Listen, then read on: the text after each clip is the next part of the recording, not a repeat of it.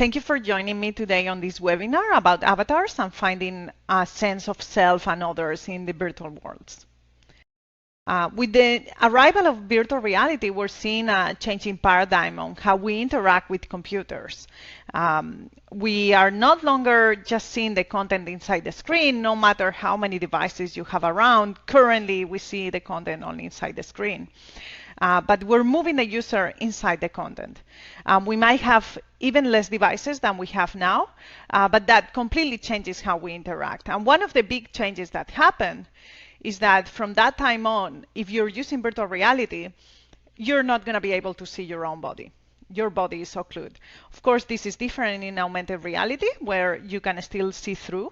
But in virtual reality, this is a big issue.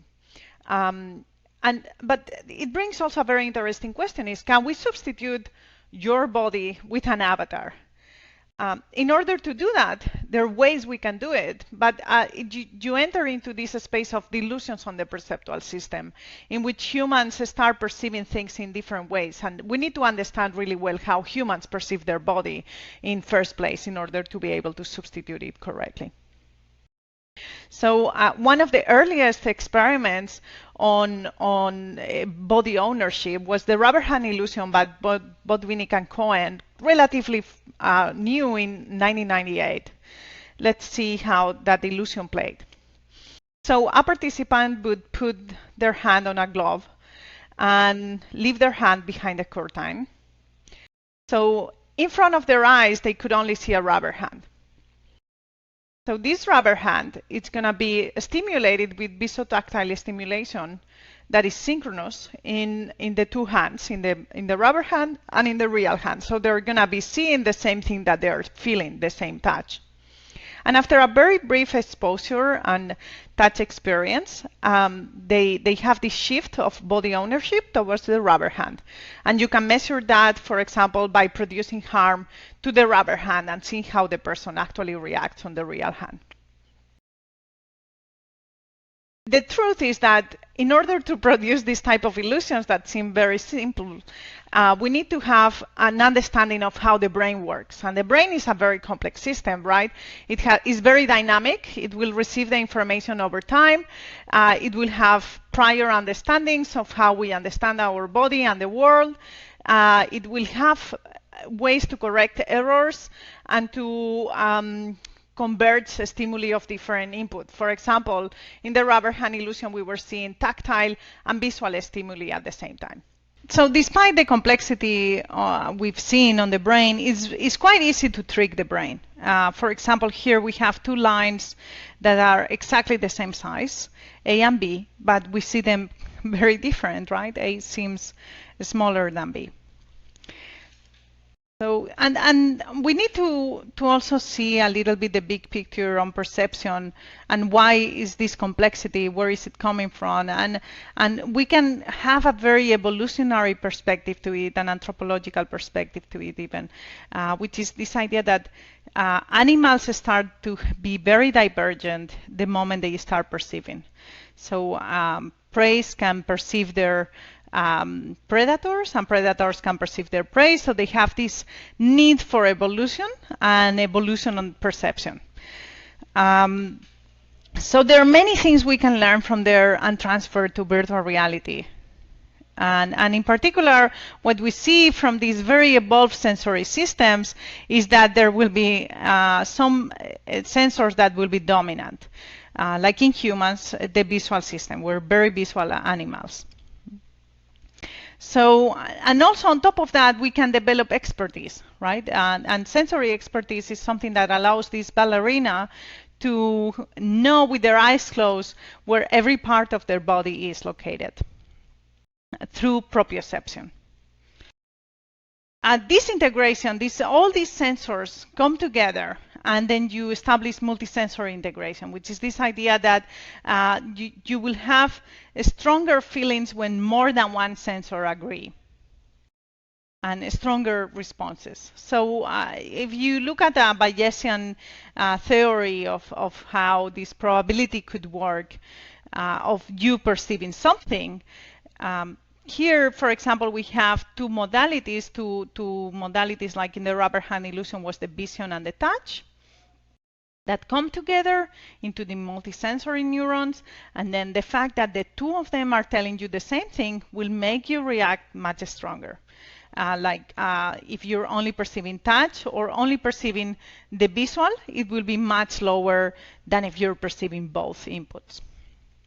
In virtual reality, that happens all the time.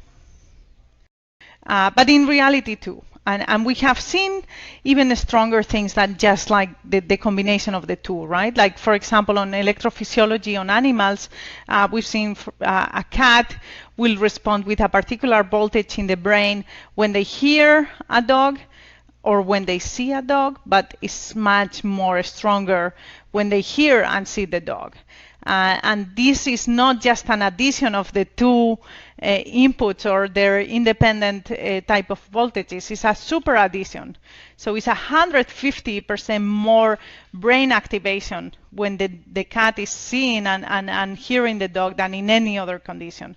And as I say, in virtual reality, this happens all the time, because in virtual reality, we're having the vision input, we're having the movement, the proprioceptive input, and those are aligning together. And many times also we are even having the haptic input, which is also aligning. So we use this multisensory integration, and we can create bodily illusions also on avatars, so not just on the rubber hand illusion. And we can use visio-tactile integration, like on the rubber hand illusion, or visomotor integration, which is more natural in VR, like moving around or like just moving your head, and the fact that the visual stimuli is being updated.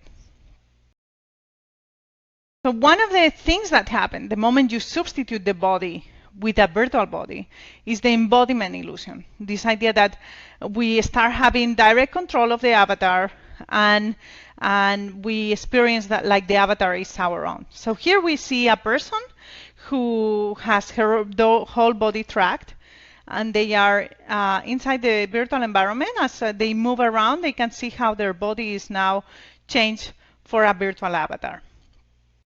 This will have implications because they will change probably their behavior in different ways. We will explore a bit of that now. And we are trying to explore also and understand the mechanisms and the systems that underlies all these effects of embodiment. So one of the very interesting things about embodiment is that we can embody avatars of different shapes, sizes, genders, and races, and even things like being a giant are at our hand, right? Like here, you're walking over a very small city and having this experience of very, very different size. You can even embody a robot. So here you have a person who is embodied in a robot and moving their hand and interacting with another person. And there are very interesting things we need to understand that happen when you are embodied in an avatar. And one of them is this idea of the self-avatar follower effect. The moment you enter a virtual reality environment and there is an avatar in front of you, like in here with the hand on top of the table, participants will just simply enter and put their hand on the table, because there is this need to fill the gap between the physical and the self-avatar bodies. And this type of compensations we have explored produce this self-avatar follower effect. Here we can see what happens even if we drift the avatar, right? Like it's not just static. So we ask this person to perform a task, to move the hand forward, always forward, and then we move the avatar as they are doing that.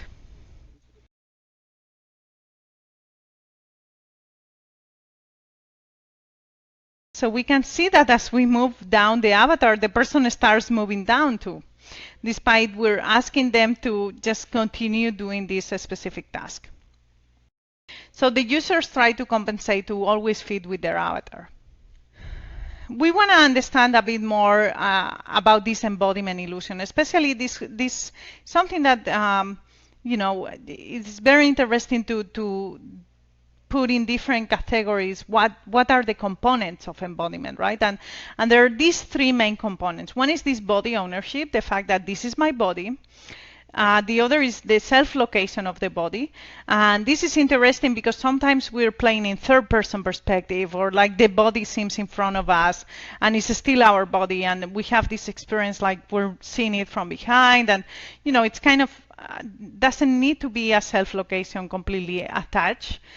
And the third one is this idea of agency, that I am in control of the motions and the movements, and I am the person who is creating those movements on the avatar. And when you have a good coordination of these three components, you can create very substantially this embodiment illusion. So one of the things that I first explored was how can we create better and more strong embodiment or ownership illusions in general? And mirrors was very clear, a very good tool. And we don't need mirrors in real life because we have this very large field of view where we can see our body even from the periphery. And that is not currently true in most virtual reality headsets because they don't have that super large field of view yet. So the other option you have is to perform tasks that are always in front of you. So you're going to make people look at their avatar as they're moving. One thing that was always very interesting to me is, okay, yeah, people answer to these questionnaires and they say they feel very embodied or less embodied, but it seems like you could be cheating, right? Like it's just a questionnaire. So I went very deep onto doing electrophysiological recording on humans, and I started measuring brain signals and seeing, okay, what if you put your hand on the table and then there is a knife that attacks you, and does it produce some sort of brain signal different than if the knife doesn't attack you? Similar to when the rubber hand illusion is attacked. And yes, what I find is there is a substantial readiness potential. It's a preparation of between the two hemispheres. It is subconscious. It's an activation preparation for movement. Then I also find a mu rhythm desynchronizations also on the motor cortex, which also only happens when you are attacking the hand and not the table.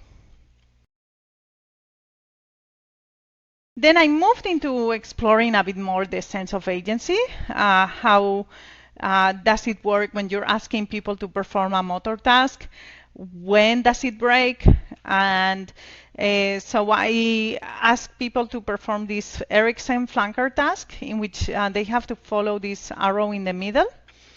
And it's a rapid decision-making task, and people will make mistakes. But in some cases, we will also introduce mistakes from the system, right? Like you move in one direction, but you see something different done by the avatar. So here, let's watch the actual experiment. The person is embodied onto this avatar, and then they start the task. It's a repetition of many, many arrows. They have to move in the direction of the arrow. And once every 21 trials, they will have an incongruent trial in which they will move in one direction, but the avatar will go in the other direction, like just now. So what happens there is it is your movement because it's your speed, everything. We just do a symmetric transfer of whatever you're doing. And it matches very nicely all these error monitoring models and motor control models from Gallagher and Fritz. So to go very, very quickly and give an overview of what's happening here, right? When you are performing a motor control action, you have an intended state, like I want to have my hand here on the left. And then you create this motor command in your brain and execute the movement. But the brain keeps a copy of that motor command, which is an efference copy. And when the afferent feedback, your vision, comes back and says, oh, this is actually the output you have, is your hand is here. But it doesn't match the idea that you thought your hand was in the other place. You create this very strong semantic violation, which is an M400 error in the parietal cortex. Of course, you also have errors which are related with you committing the mistake because it's a rapid decision task. So you were supposed to go in this direction, you go in the other. It's an error-related negativity.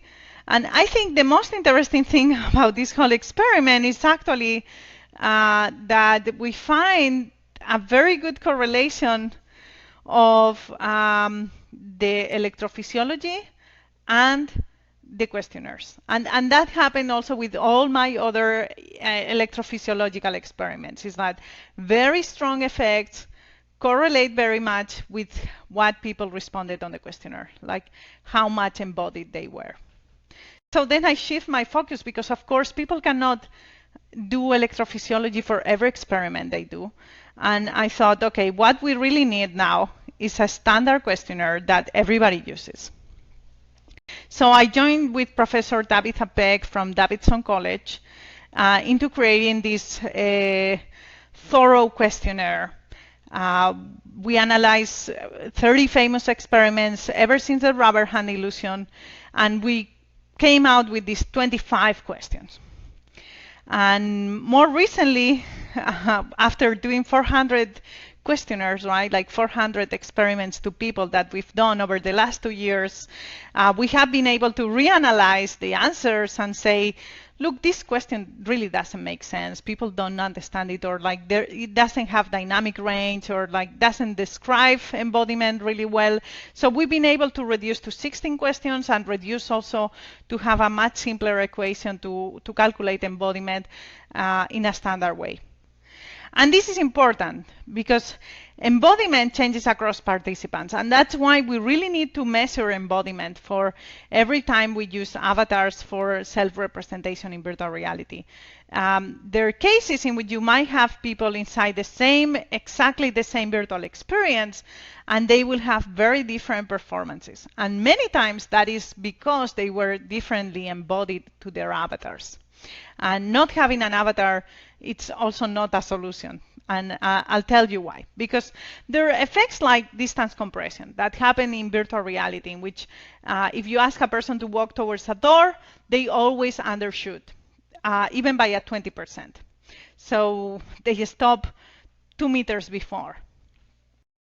And that doesn't happen when you are well embodied onto an avatar, like we show here. So here what we show is that very high embodied participants were less prone to distance compression. And it's not surprising in a way, because we perceive the world very much by our own body. Like I know how big this glass is by comparison to my hand. And our body serves as metric very much around everything we do. So it is not surprising that in virtual reality it becomes also so critical, and all these cognitive tasks will require also having a virtual body that is well matching. Even some experiments have been done that if you're embodied in a child, you'll have changes on size perception. And so I think this is also an area that shows how important the embodiment is, and to measure it on a standardized way. Another example of how embodiment is important for perception is, for example, in haptic perception of touch. In here, we ask people to tell us where they perceived something touch this dowel in front of them. And if they don't have a virtual body, they don't have this very strong perception.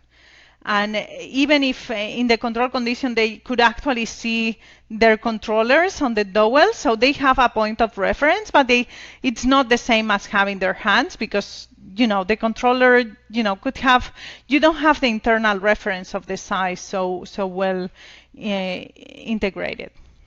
Another area that I've been very interested on avatars, which it's important and many people ask, is what about the face, right? Does it need to be looking like me, a lookalike avatar, or all the areas around animation of the face? So to the first question of lookalike avatars, I explore further on this idea of electrophysiology, and there is this very interesting effect on the visual cortex, and in which you have a P200 with lower voltage when it is an image of yourself. And a significant effect is also found on virtual faces. It's not that strong. Again, it's well described by subconscious and subjective interactions. So people who really think the avatar look like them were more likely to have a bigger difference in the voltage between their avatar and the other faces.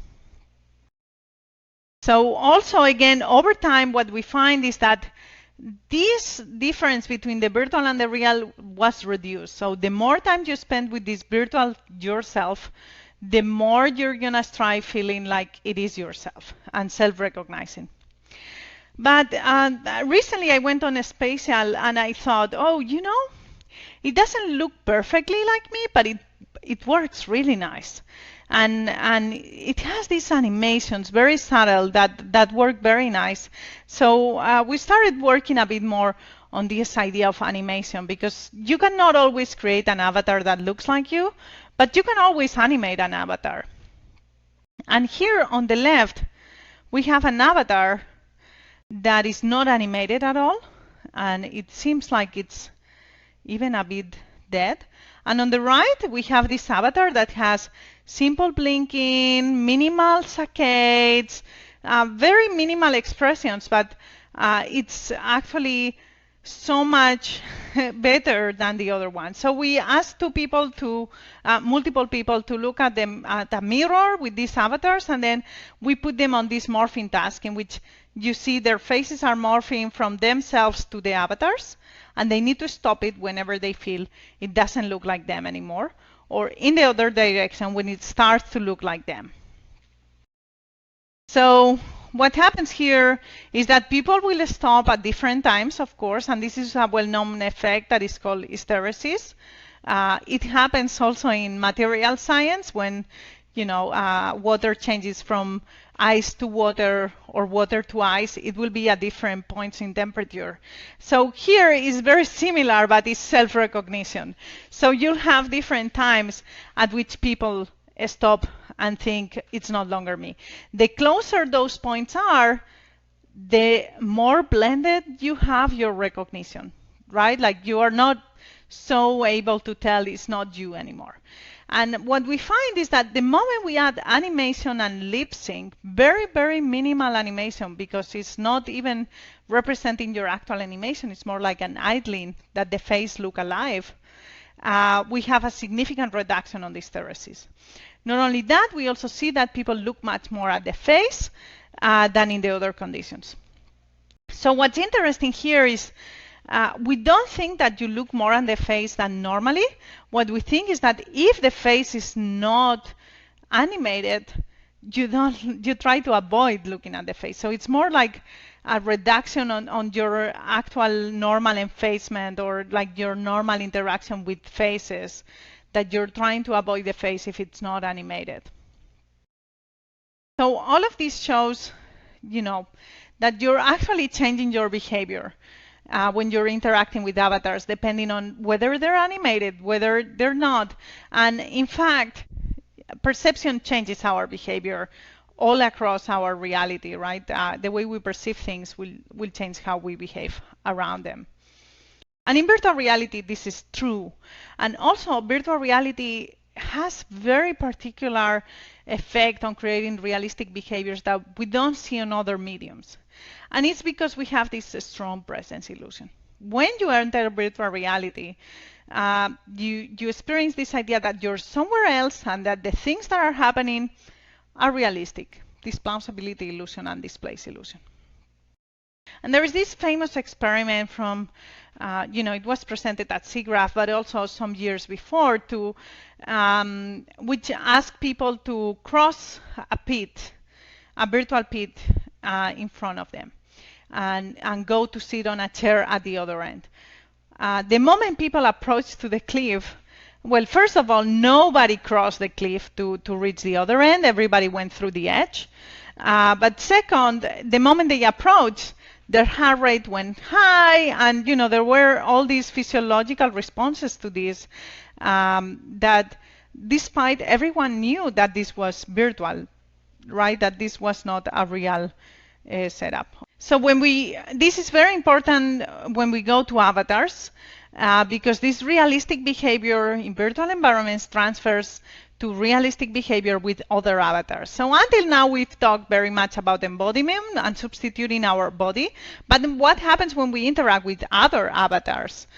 So we reproduce an experiment from Milgram, the Milgram experiments on obedience to authority, in which he asked people to electroshock another person. And of course, this is nowadays is banned. You cannot get an ethical committee to agree on you asking people to electroshock other people. But in virtual reality, you can do that, right? Because there is no deception there. Everybody knows this is an avatar and that you're never going to be electrocuting for real an avatar. So, but because of the realistic behavior, you can find that people respond very similarly. And in fact, we found that the responses, the number of people who continue the experiment, were very similar than those in the original Milgram experiment.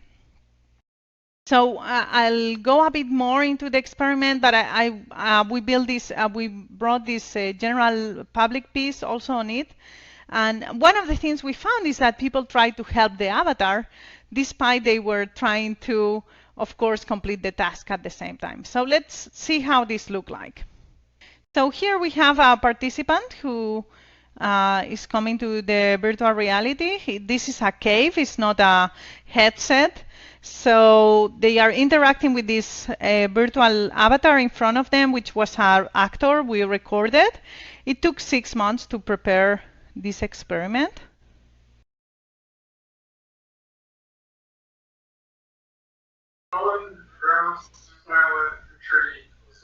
So the person reads aloud a series of words, and the avatar is supposed to tell you which one is the correct one, the correct match to the first one. Can you repeat that, please? Pollen, grass, flower, tree, soil. That's incorrect. The correct answer was tree. So one of the things that happens there is that every time there is an incorrect answer, this person is asked to electroshock. And there will be moments in which there is a lot of tension, like here, right, in which the avatar will try to stop the experiment. Science, magic, man, squid. Forget it. I'm not answering. Remember that if he doesn't answer, the answer should be taken as incorrect. I don't want to continue. Don't listen to her. So these were parts that were extracted from original scripts of the Milgram experiments, and they are in Yale University for consultation. There are many notes, and so we were very strict at following what happened in the real experiments and transferring that to the avatar and this interaction. But I think the interesting thing here is that we can use avatars to reproduce experiences and experiments that are not possible outside virtual reality. Like imagine you want to create a bar fight and see how people interact and how people will react, bystander effects. What if there are 10 other people in the bar? What if you're alone? What if this person wears your favorite soccer or football team jersey? What if, all these in-group, out-group effects? So all of that is impossible in reality. As an experimenter, you cannot go into a bar and start a bar fight. But you can have these sort of experiences inside virtual reality and see how people will react. And all of that is, it's hard to create because you need to have avatars that are animated, trigger them. And one thing I realized is that if it took me 6 months on the computer science department to create this, I mean, a regular person has no chance. So for me, and despite everything, one thing that I've learned is that avatars are more important than ever for virtual reality and for many experiences that we're gonna create. And actually, if you want to read more about this piece, I think it was very good at explaining all of that. I joined Emily on creating this piece for to pursue a bit more that idea that more people need to be working on avatars, but still it's very hard. So I've moved into this mode now in which I'm very heavily invested in democratizing and creating authoring tools for other people to be able to work more with avatars. And part of that effort has been the release of the Rocketbox avatars by Microsoft Research, and you can find it in GitHub here. And we have recently published this paper in Frontiers in VR, where you can find everything about avatars. Across my talk, you have every single experiment cited this way. So these avatars are over 100 avatars. They're rigged avatars, so you can put animation on them with bones, with different LODs for different qualities, and a standardized skeleton. So if you have an animation, you can transfer it from one avatar to another one.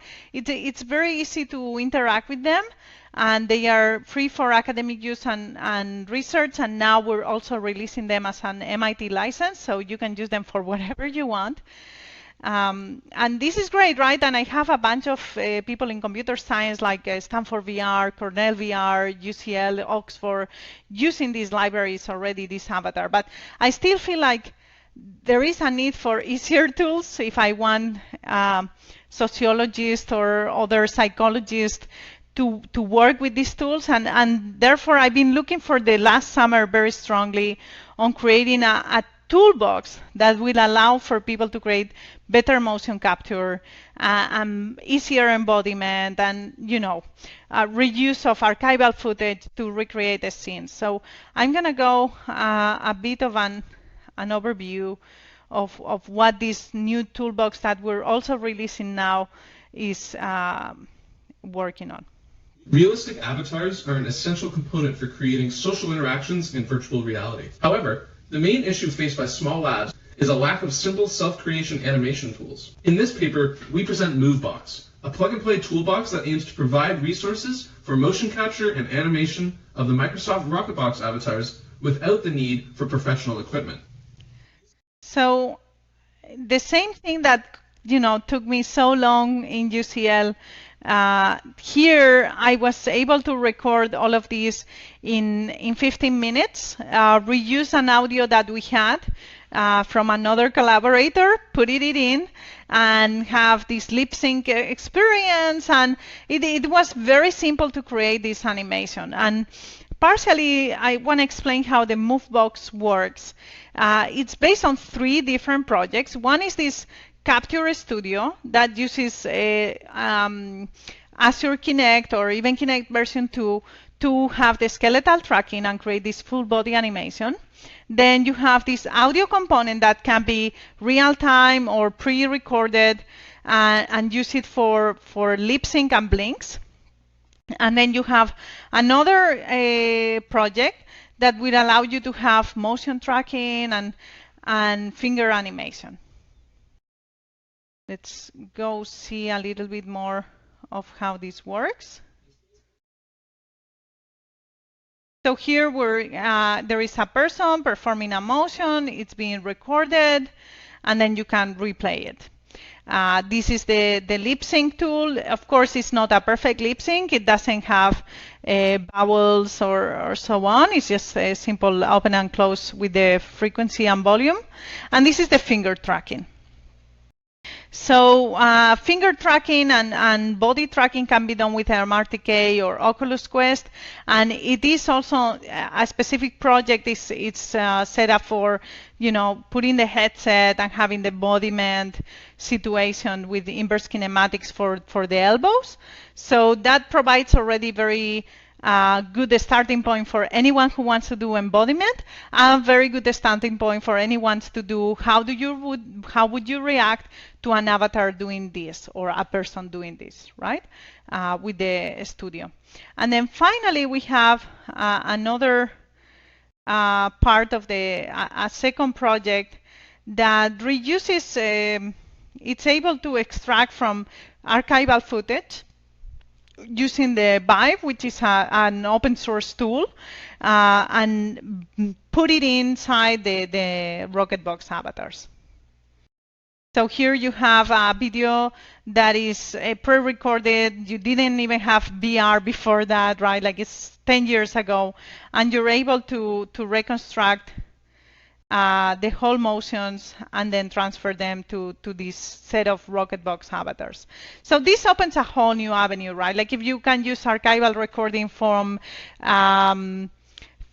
calls to the police or body cam videos, and then you can have a very easy re-implementation of what happened in that scene and then propose it to see how people would react to it. Like I can see many interesting experiments with this type of tools.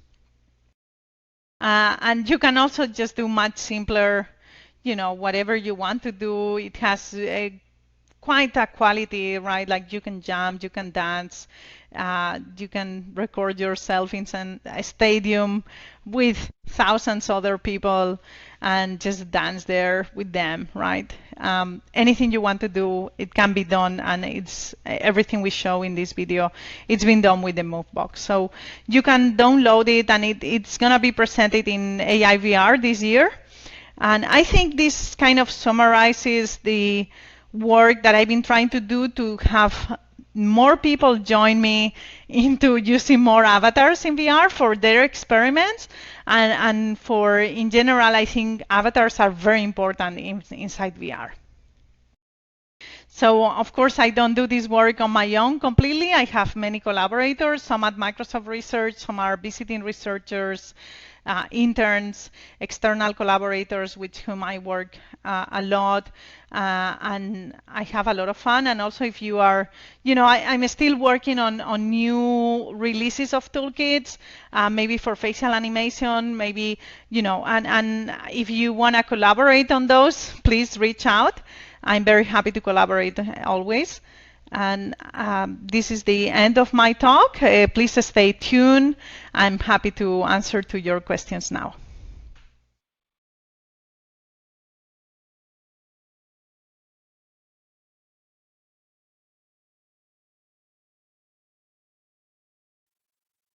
Hi, everyone. Thanks for attending the webinar on avatars today. And we're live on Q&A. I'm Mar Gonzalez, and I will, over the next 15 minutes, answer questions that the audience have been posting, and you can still post some more. I flagged some of the questions already, and we can go through them. So let me go a little bit here to the bottom. So we had one question about tactile perception, and as I said before, right, there is a lot of perception changes how we behave, because how we perceive the world will change how we behave on the world. And I've done a lot of work on perception too, and I think the release of the avatars, it's going to many areas of research that have to do from social psychology to perception experiments, perception of the own body. There are many things we don't know about how we perceive the body, despite few findings seem to suggest there is a lot of diversity between participants, and there is also a lot of flexibility on how we perceive the body. So there was a question about visotactile being stronger in the use than visual motor, and what happens if visotactile feedback is not synchronized perfectly. So one of the things there is visual motor is super strong. It's even stronger than visotactile, because it's both a stimulation that you produce, right? Versus tactile is generally something you perceive that someone else has produced. So it doesn't have this afferent connection. But I wanted to highlight this part because there is a very interesting experiment that could be done very easily about an avatar coming towards you and touching on your back and you turning around. And that is a very causal inference of the stimuli, in which you turn around and there is an avatar and it looks fantastic. And you could do the same experiment touching, but there is no avatar. So this idea that tactile feedback needs to have causality and be synchronized is very important. Otherwise, you break the illusions. And we explore this on the Uncanny Valley of Haptics, which is a paper we published in Science Robotics. And I really recommend people to check at it. And I think there's so much that can be explored around this idea that I wanted to highlight this.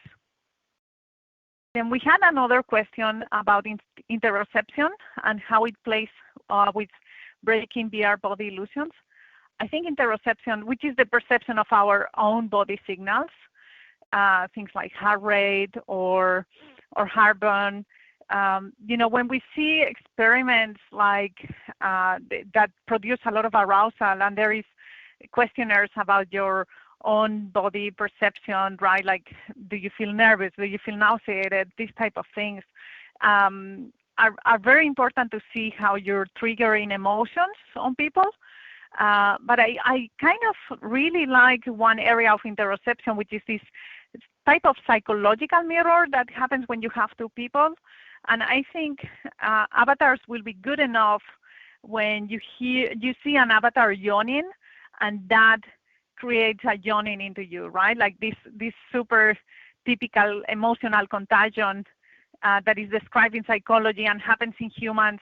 And I haven't seen an avatar yet that made me yawn, despite dogs can make you yawn, right? So I think interoception can be a great tool to explore further as we move into better quality of avatars.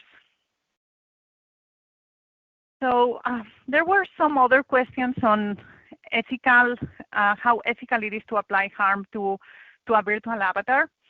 So especially when you associate yourself with them, right? Like, it's different, the experiment that I was showing on the Milgram obedience to authority, where you were electrocuting this other avatar. Of course, there are ethical issues there because you shouldn't be electrocuting people, and there is an issue, I think, in both cases with you becoming accustomed to creating that type of normal interaction in something that shouldn't be normal, like producing harm.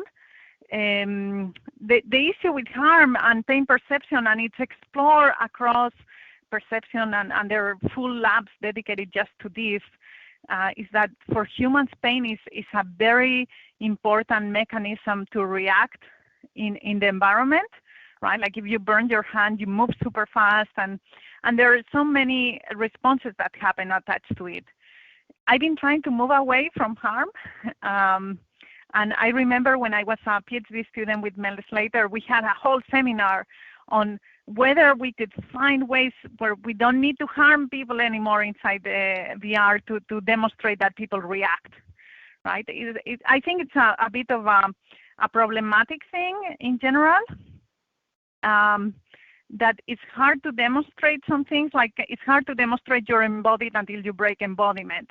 Or, like some of these things, it's hard to find ways to do it. And that's why I think questionnaires that have very good dynamic range or can be helpful in that sense. And that's why I think things like interoception or other type of tasks that can help you distinguish whether people are reacting or not to something could be very interesting to reduce the need for harm. Let me go into some other questions.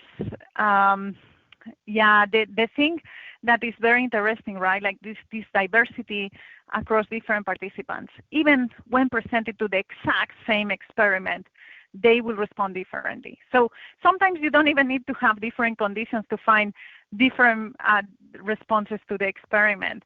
And what you will find is that the people who were embodied had a very different experience than the people who were not embodied.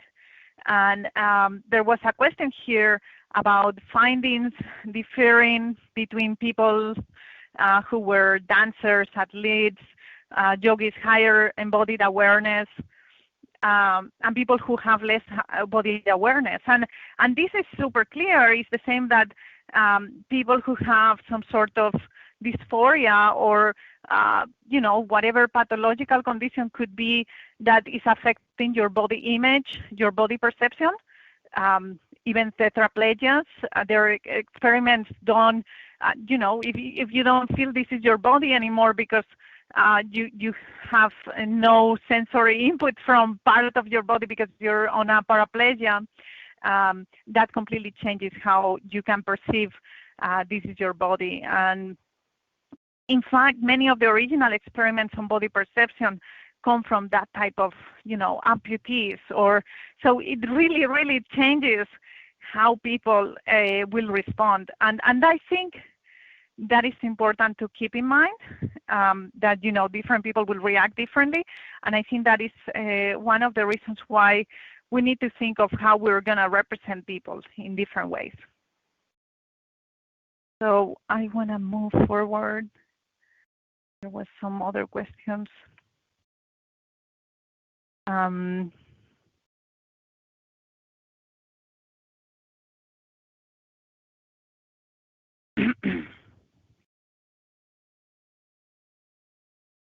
So yeah, there are some questions about the integrated stimuli, right? Whether you can consciously train your reactions to a stimuli, like intensifying an illusion or etc. So one thing that I've experienced myself is the more I enter VR, the more I'm like, wow, by VR, right? Like, it's been many years already, but when I find myself into a really nice avatar, it feels like it's even easier for me to switch, to say, oh, this is me now. You become accustomed, you have more flexibility, and I feel this has happened to me. It could happen to other people, but we definitely don't have a lot of longitudinal studies, and we will have them soon, right? A lot of people are using technologies like this. I think training is a very important thing. A lot of people are looking, for example, at racial bias. How can you reduce it? Can you expose yourself to particular trainings? There's been some amazing work on domestic violence rehabilitation by, for example, Mavi Sanchez-Vives, a professor back in Europe. And the work there is that you can prepare particular setups that will expose a person and then try to get the right reactions. So one of the challenges here is that maybe the exposure that you're producing is not generating the correct reaction, right? Like, it's not reducing bias. So you need to have test this very well before you can really use this training for real. But like in general in life, the more you are training to something, the more you'll get better at it, or improve in a particular way. There are all sorts of trainings, right? Like phobias, fear of speaking publicly, fears, all these things that can be trained. So avatars, AI, or actors. So I think we're at the verge there. We're moving into a point in which, with tools like the Movebox, you could create a very good motion banking and then use that to trigger AI avatars. And if you look at the Milgram experiment that we did, it's kind of in the middle, right? Like, you use an actor to have these sort of motions that you can trigger, and then you use some sort of logic system to go trigger them as you progress. I think that's going to be an area that we'll explore more. And I think actually avatar AI is going to be very important, because things like simulations in AI, like you want to train a self-driving car. You want to train, many things that require there will be humans there. And I think having synthetic data that you can generate can change completely how we are tackling this type of problems. First, you can reduce bias on AI using this type of techniques. And second, you keep the privacy of people, right? You don't have to use data sets of real people if you can simulate them. But of course, we need to get better at simulating. The roles of embodying mechanical robots. So yeah, as we say, right, you can embody an avatar, and an avatar can also be a robot. I think I show an example there. There is this idea of teleoperation scenarios, which I think can work very nicely with the whole theory of embodiment. And there are many things we can learn from what we are learning with the avatars, trying avatars to then transfer to robots. In fact, there is another resource that you might enjoy, which is PSI, developed by Dan Bohus and Sean Andrist, also here at MSR. And we're trying to converge both, right? This is a tool that allows for multimodal input to trigger different outputs, and they've been using robots. And I'm like, you know, it's so much easier to work with an avatar that doesn't run out of battery. So I think many things in the mechanical engineering can be simulated with avatars before you move into robots. And I think also the comparison could be very nice.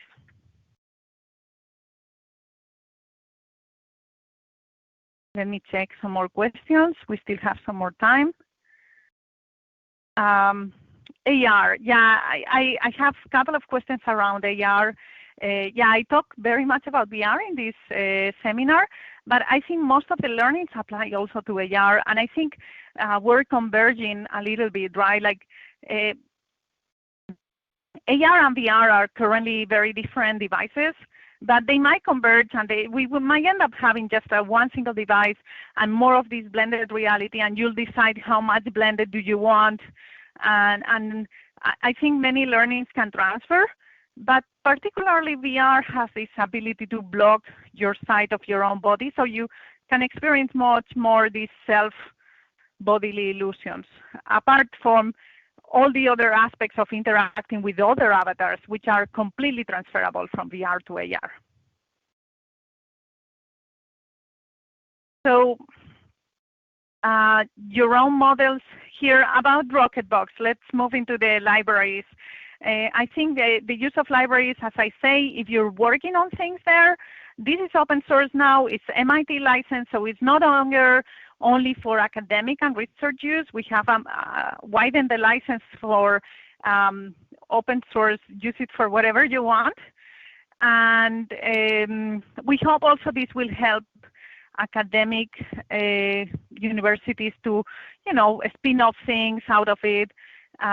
Regarding the use of the models, you can use these models and do all sorts of things to them. For example, things that I've done, use alpha blending on the textures to remove an arm, and then use the arm of a different avatar, or, you know, like that way you can actually have a face of an avatar on the body of another avatar. You can play with all these things.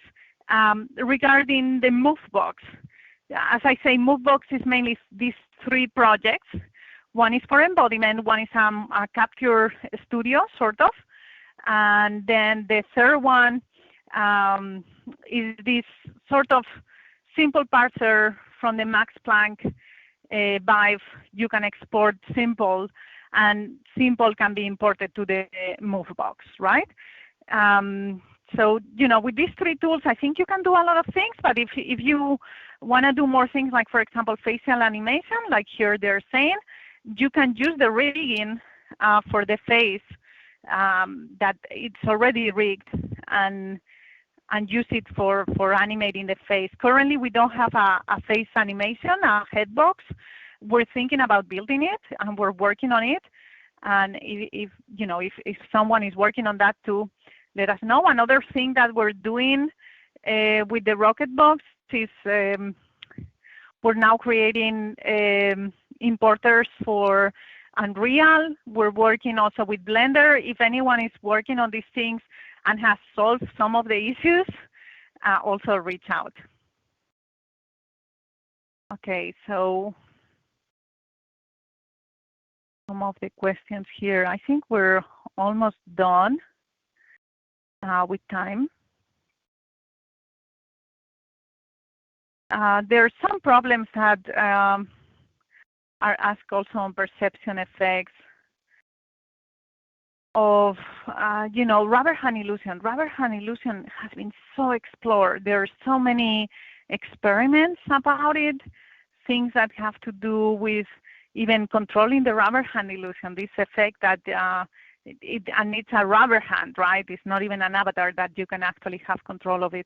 So I do think that the literature in the rubber hand illusion can teach us a lot about avatars, but I also would love to see the people working on rubber hands to stop working on rubber hands and start using avatars. I feel like you can do so many more things. And I think we're past this moment in which, you would say you were working on VR and you wouldn't get into PNIS or nature, or I think that we're past this time. Everybody agrees that VR can perfectly, be used for body experiences. Regarding the Rocketbox, can they be put into Mozilla hubs? Definitely. I think there are people working on this already.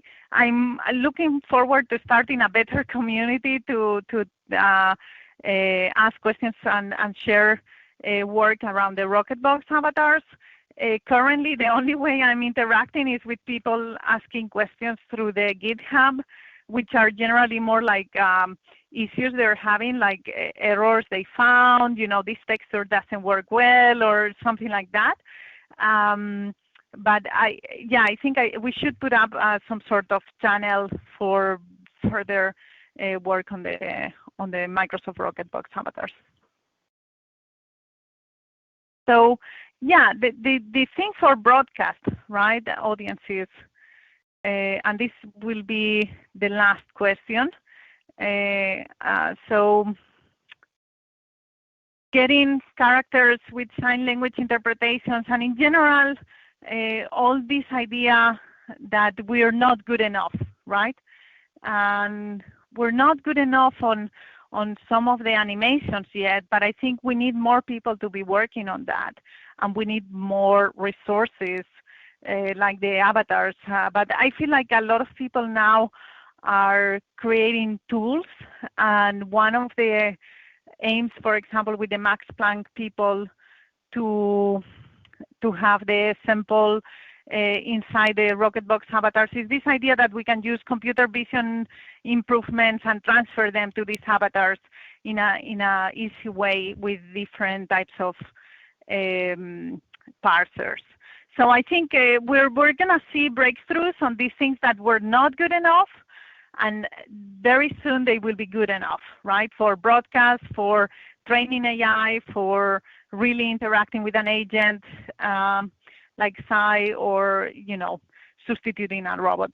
So the latest version of the embodiment questionnaire will be available soon, and I think we are done with the questions, I think, right? So I will thank you everyone for attending today. I really appreciate your participation. It was great to see people in the audience from all over the world. I know there are different time zones, and it's kind of crazy to follow this type of webinars these days.